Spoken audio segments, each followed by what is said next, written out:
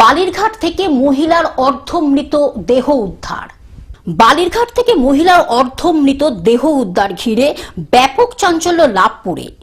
পুলিশের বিরুদ্ধে অসহযোগিতার অভিযোগ। মৃত মহিলার নাম অলিমা বিবি, বয়স প্রায় 25। বাড়ি সাইথিয়া থানার মহিষাদল গ্রামে। 10 বছর আগে লাভপুরের মিরবাদ গ্রামে শেখ ডালিমের সাথে বিয়ে হয়। অলিমাকে খুন করে বালিরঘাটে ফেলে দিয়েছে বলে অভিযোগ। মেয়ের বাপের বাড়ির তরফে মৃতদেহ উদ্ধার করে রামপুর হাট মেডিকেল কলেজে পাঠানো হয়েছে। স্থানীয়রা জানাচ্ছে, কোমর থেকে নিচের অংশ পুরোপুরিভাবে নেই, কোমরের ওপরের অংশ ক্ষত অবস্থায় পাওয়া গেছে।